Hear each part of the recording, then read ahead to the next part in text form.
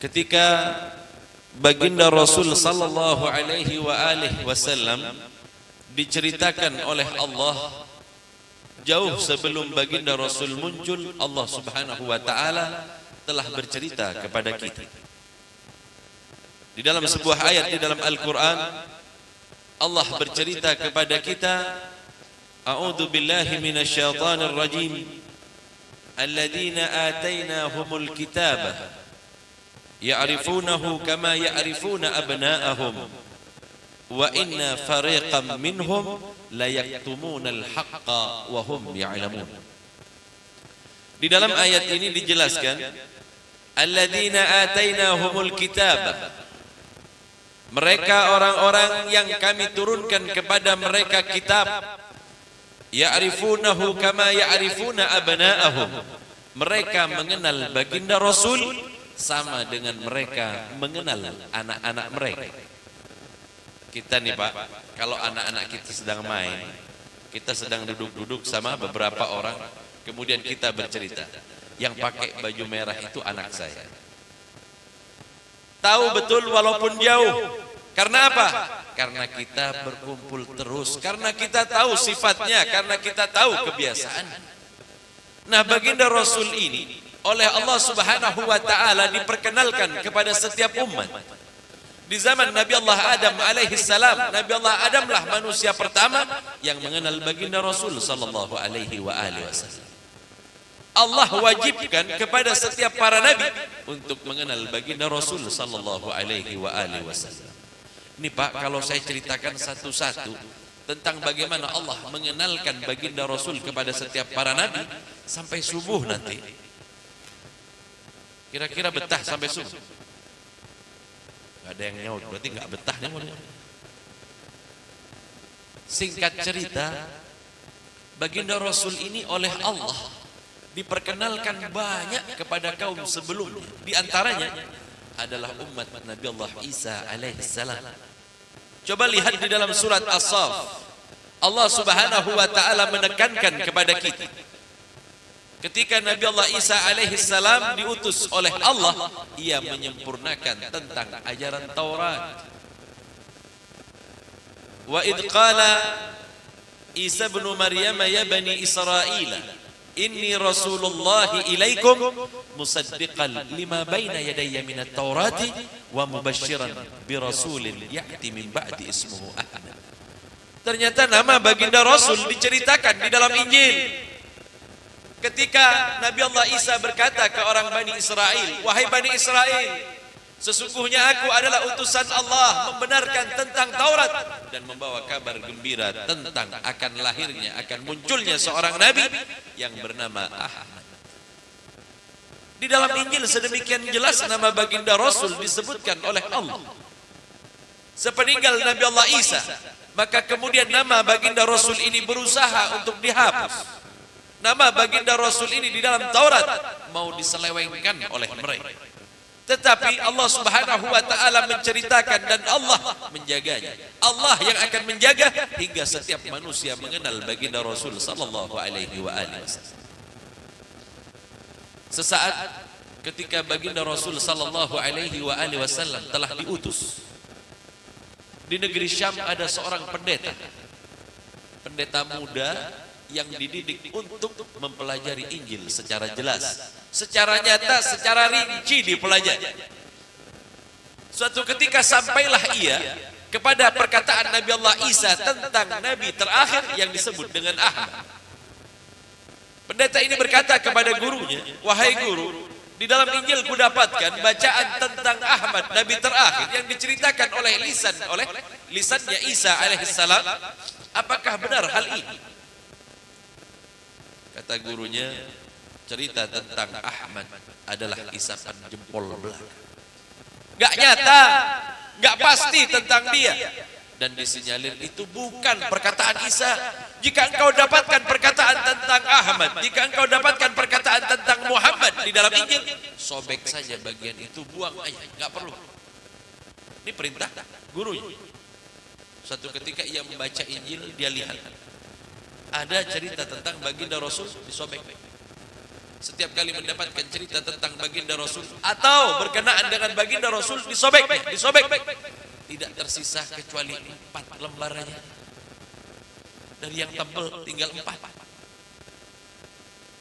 Kemudian dibaca lagi secara teliti. Masih saja 4 lembar itu berkenaan dengan baginda Rasul sallallahu alaihi wasallam. Ini si pendeta datang lagi sama gurunya, ini kalau disobek terus guru habis. Injil hilang. Kata muridnya, jika diperkenankan, aku ingin datang ke negeri Madinah, negeri di mana Nabi ini diutus. Aku ingin melihat kebenaran tentangnya. Gurunya menghalang, jangan. Hampir setiap orang yang datang kepadanya tersihir dan masuk ke dalam agama. Ini gurunya belum pernah ketemu, hanya dengar kabar aja. Karena memaksakan diri oleh gurunya, baiklah, aku tidak akan menjamin kau akan kembali ke negeri ini dengan keimananmu sebelumnya. Berangkatlah memaksakan diri.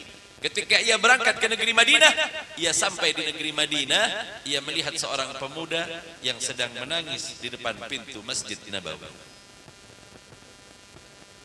Dari jauh dia lihat, siapakah gerangan pemuda yang menangis ini?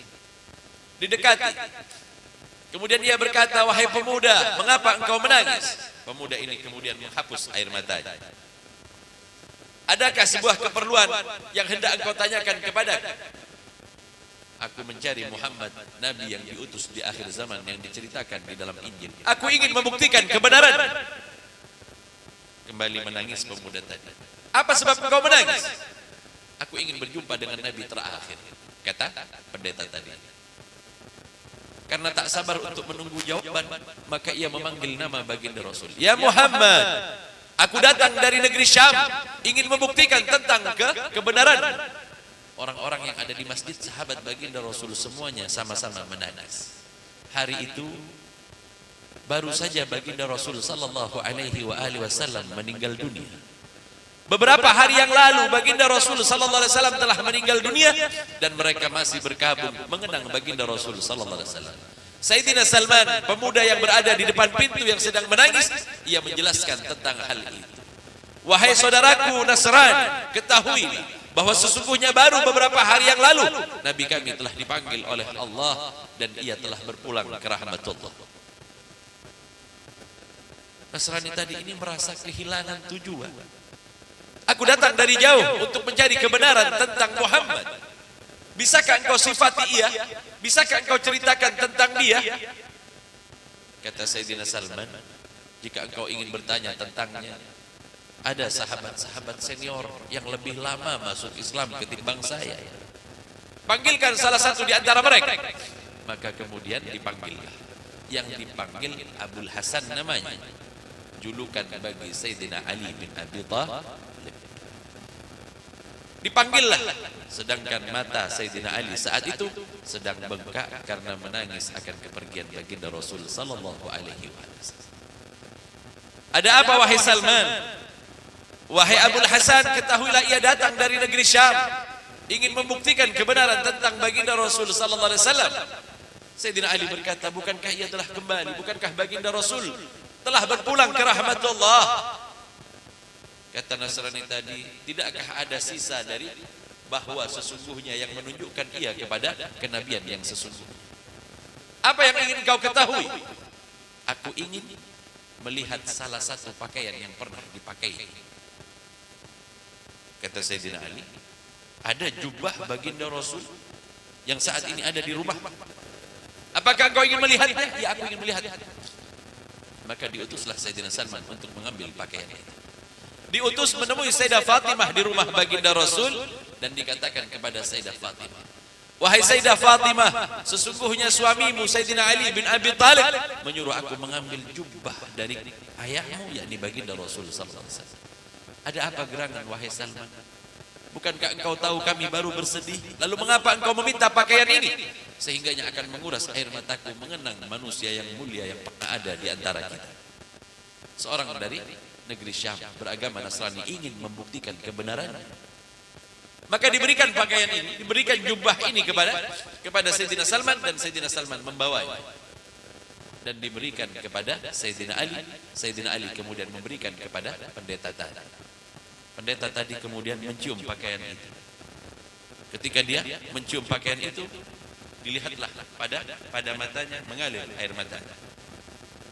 Ketika ia buka, ia bentangkan jubah baginda Rasul, kembali ia menangis. Maka kemudian diciumlah pakaian itu dan ia menangis sejadi-jadinya.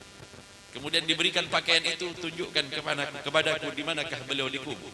Tak jauh dari Masjid Nabawi, tepatnya di dalam kamar baginda Rasul sallallahu alaihi wasallam. Di sanalah tempat dikuburkannya baginda Rasul. Tiba-tiba ia menangis. Ia menangis sejadi-jadinya. Ia menyesal sesesal-sesalnya, sehingganya ia pun berkeluh kesah dan berkata, Seandainya aku datang jauh lebih awal, seandainya aku dapat melihat bukti Allah, kebenaran apa yang disampaikan oleh Isa alaihissalam, maka aku tidak akan menjadi orang yang menyesal, karena aku melihat segala tanda ada pada Nabi ini. Nasrani ini bercerita. Di dalam kitab Injil diceritakan, setiap pakaian yang digunakannya akan meninggalkan jejak bau tubuhnya. Tubuh baginda Rasul itu harum. Dan setiap pakaian yang disentuh oleh baginda Rasul harum. Gak perlu molto kayak kita. Gak perlu parfum untuk dibuat wangi, karena tubuh baginda Rasul telah wangi. Kemudian kulihat jubahnya. Bahkan jubahnya pun Isa menceritakannya. Apa kata Nabi Allah Isa alaihissalam di dalam kitab Injil? Pada jubahnya terdapat 13 jahitan. Kuhitung dan benar, tak kala jubah itu kulihat, jahitan di situ terdapat 13 jahitan. Pakaian baginda Rasul sallallahu alaihi wasallam. Lihat sedemikian sempurnanya Allah bercerita tentang baginda Rasul. Bahkan tembelan di pakaiannya itu pun diceritakan secara detail oleh Nabi Allah Isa alaihissalam.